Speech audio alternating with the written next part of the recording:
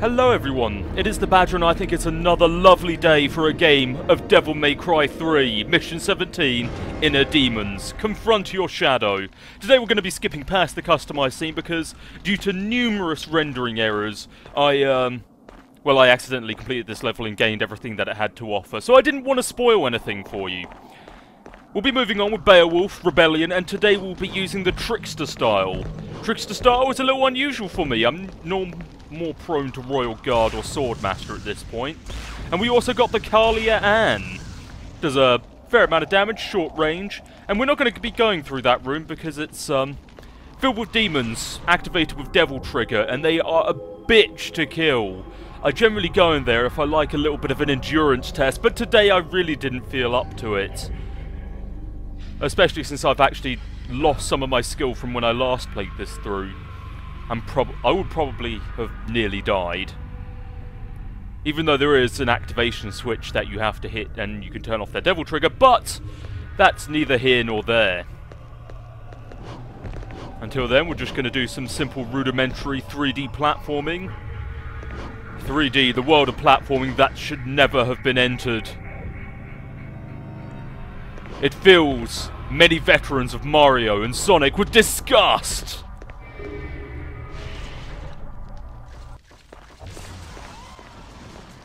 In here we have we have death and some of the Enigma things, or whatever they're called.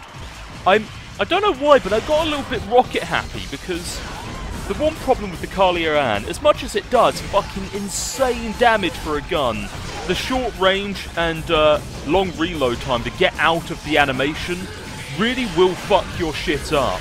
Especially against fast-moving enemies, against, like, well, Death, for instance. Can't really wait around on Death, but fuck him. Anyway, don't do what I did. Don't go rocket crazy. It's not really suitable for this situation. The Beowulf is great and all. You can use the rocket in here and there where he's caught in the middle of his animations, but I really wouldn't recommend it. I just did it because I was getting lazy. And I didn't actually notice those red orbs over there. Damn it, they were covered in by the glowing red of the door, for fuck's sake.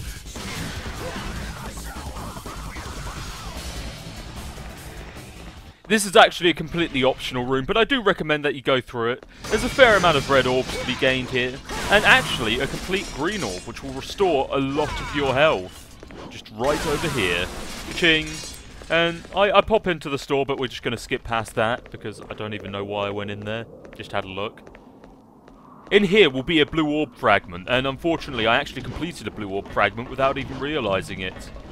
I'm sorry that you guys didn't get to see that, but I'm sure there are more exciting things to fill your time with. At least I hope there are. But I do go to the shop this time, and I'll let you see this much, because I haven't actually bought the last skill for Beowulf yet. Air hike! You have no idea what a sweat it is off my brow to be able to air hike with both Rebellion and Beowulf. So you don't have to focus on like, oh shit, do I have Rebellion equipped? Can I air hike? Oh shit, I've been hit already, too late. Fortunately, that's now not going to be a problem, and hopefully never again. You understand why I picked Beowulf for this session. In maybe a few minutes' time, but otherwise, let's get some tricky jumps going on. Oh yeah, fucking pro, Badger. Man, I am the platforming wait, no! Ah, platforming master my ass. But the good thing is that I didn't realise this was here. Success! Many red orbs await you at many red orbs await you at the end of failure, I suppose. Yeah, I guess it was a failure. I made one failure. All gods are allowed that much. All Badger gods are allowed 2, to be fair. 3, if I'm feeling generous. Being honest, it all depends up to me. All depends up to me. Wow. My English skills are going down the drain every day, every second. Now excuse me while I slurp on some tea. Dante, get to work.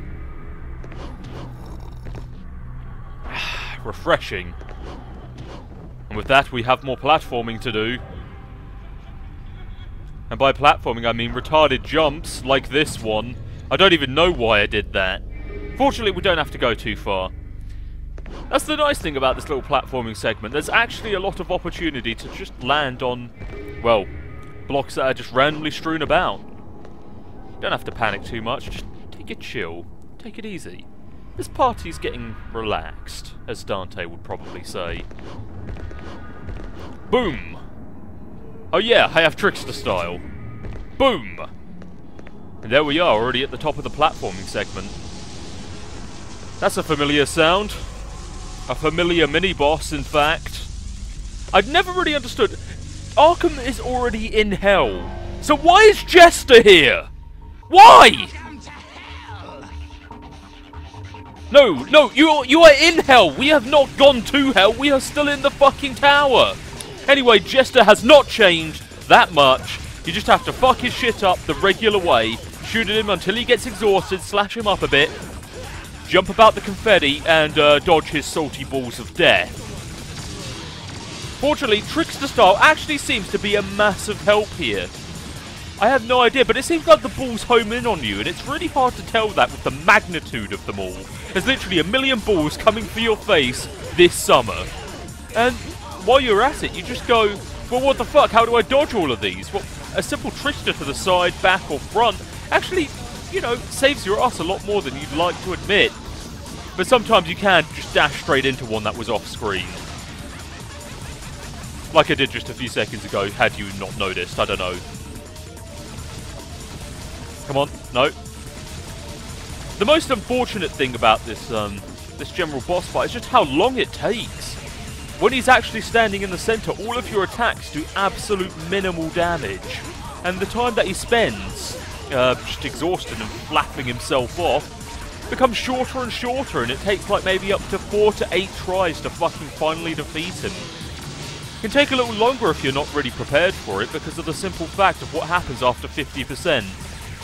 After you finally get him down to 50% health, he will do another salty balls of death attack before he finally transforms into his second phase. We'll get more on that in a little bit. Oh Jester, I love your salty balls of death. I still want to understand what the green one does that he shoots out occasionally. That one right there. I kind of want to run into it and see if it will heal me. But I doubt that's the case. I doubt a mini-boss could be that easy.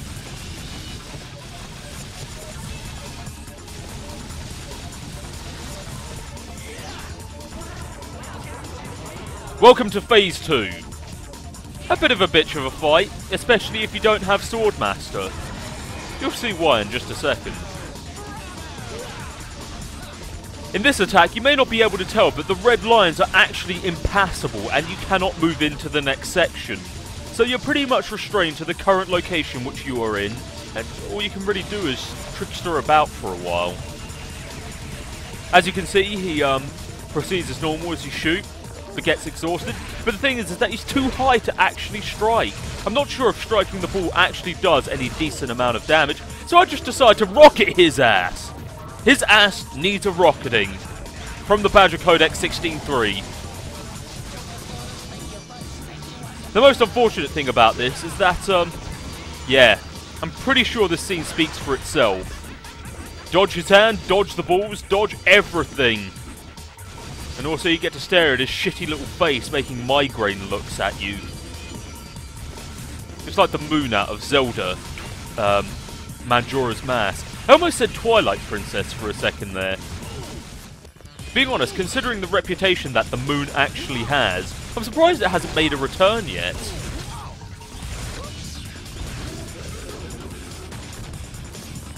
Oh, hair hike, air hike, how you saved the day. No, no, ow! Ow! Oh no, I actually dodged that one, sweet. Dodged in the nick of time, ow. Yeah, it's just a massive clusterfuck, this mini-boss, and I don't particularly enjoy it. I think that should be for obvious reasons.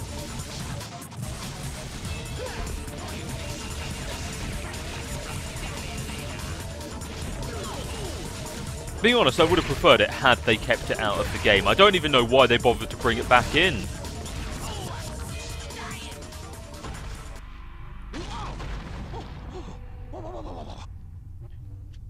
Excuse me.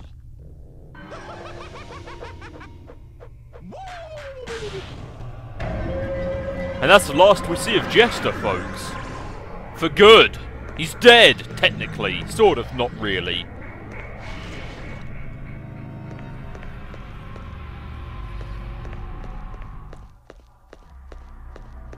Okay, we swapped over to Swordmaster style.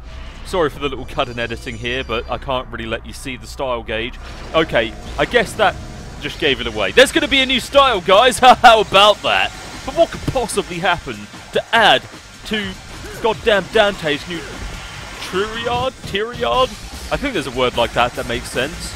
Of skills. Myriad. Myriad? Yeah, that sounds right.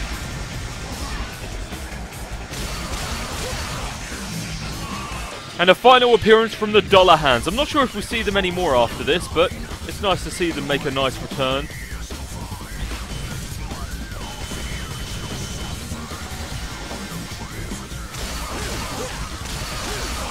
And just like that, they're dealt with.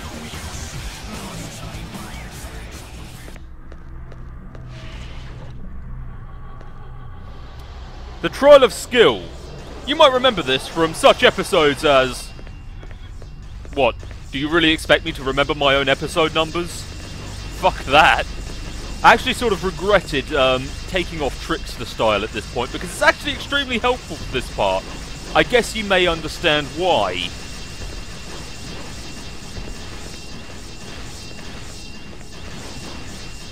But without taking any damage, we perform acrobatic?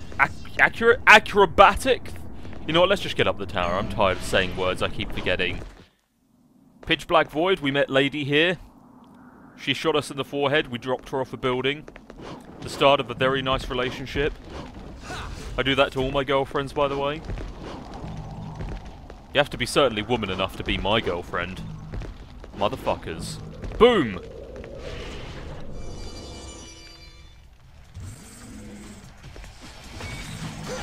And here we encounter a new type of hell. Their name is the Abyss, I believe. They are the Abyss demons. And they behave a lot like the Sevenths in Lust. As in the fact that they like to use their scythe, jump about, slash at you randomly. They can block like the sins of, what is it, Pride. Yeah, the sins of Pride. And they have just basically a few moves here and there from the abilities of the general Seven Hells. They're not really all that tough, to be fair. And what I didn't know was that they share traits with the Blood Goyles. If you use Cerberus on them, they become frozen.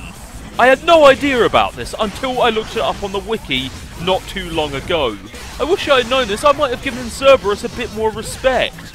But it's too late for that now. We'll never see a Blood Goyle again. Oh well, too bad. I don't even know what I'm shooting at here. I just hit the triangle button and hope for the best. Hope that badger lot pulls through.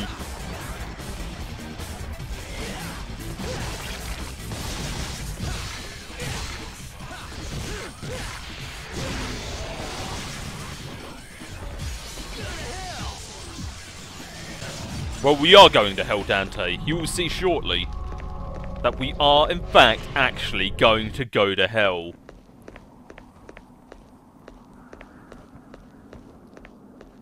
Ah, the familiar ascent to the top, where Dante first fought Virgil. He fought Virgil valiantly, but in the end was ultimately defeated by his superior brother. But maybe he's not quite so superior anymore. Oh hey! A mass of blackness. This seems like a good idea to walk into.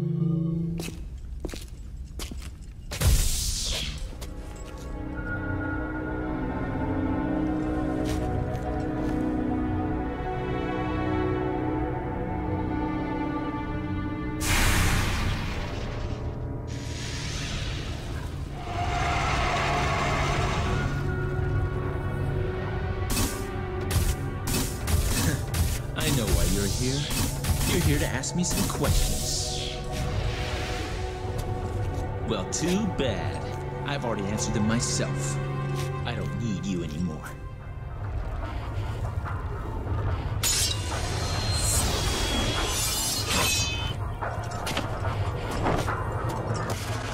Come on, poser.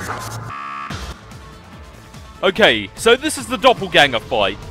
It's both interesting and also a pathetically weak boss bat. Ow! Oh god, okay. Okay, my strategy for taking on the Doppelganger. Wait for him to dash. Stand in front of the turned off light. There are 6 lights in all around the arena. All you have to do is stand in front of a turned off light and slash it once with the basic attack for Rebellion.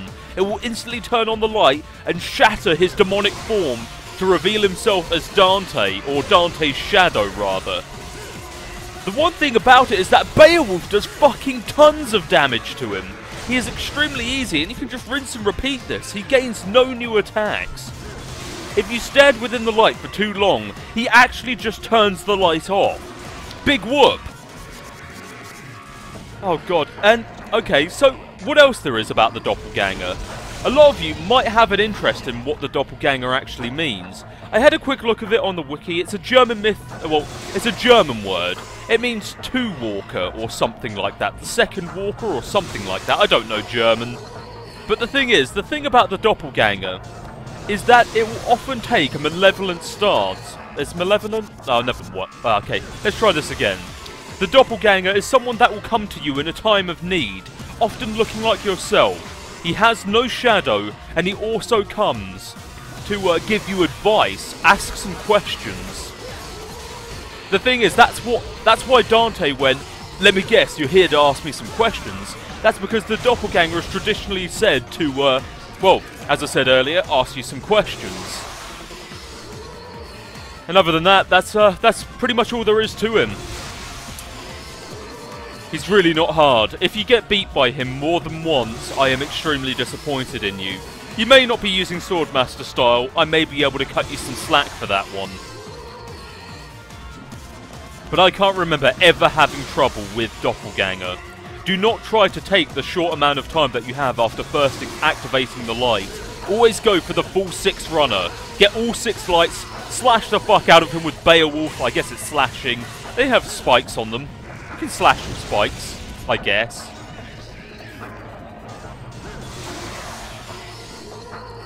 And this is it. He doesn't mix it up, he doesn't try anything new, he doesn't try to fake you.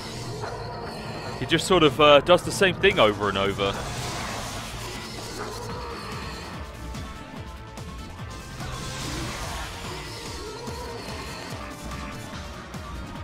Some of you may be wondering already. Well, we may as well defeat him before I get into that.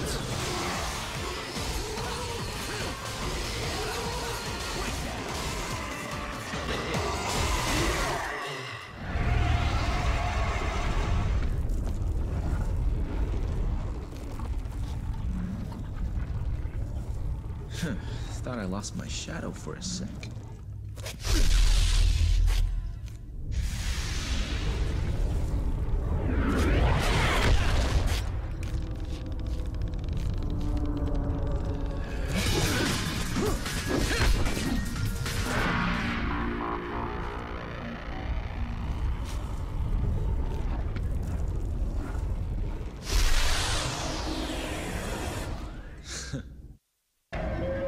And so we've now obtained the style of Doppelganger with his shadow subdued. There is, well, Doppelganger is an interesting style. It allows people to achieve what you could call as multiplayer. With a second controller, if you press start, someone on the other side next to you can control a second Dante. And with an alternate costume in the future, you can get infinite Devil Trigger to keep it activated. That way, you can infinitely play multiplayer throughout the entire game. You can, however, use it by yourself and he will do your attacks that you display. You can also press the L1 button to delay the lag that that Dante does, allowing you to mix it up a little bit. Otherwise, not important. That was an episode of Devil May Cry 3 and I'll see you next time, guys. In the end, I'll leave you with a cutscene. As always, peace.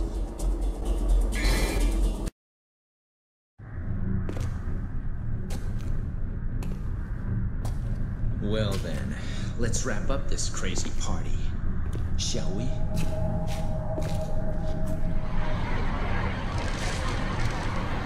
Gotta clean up the mess Father left behind.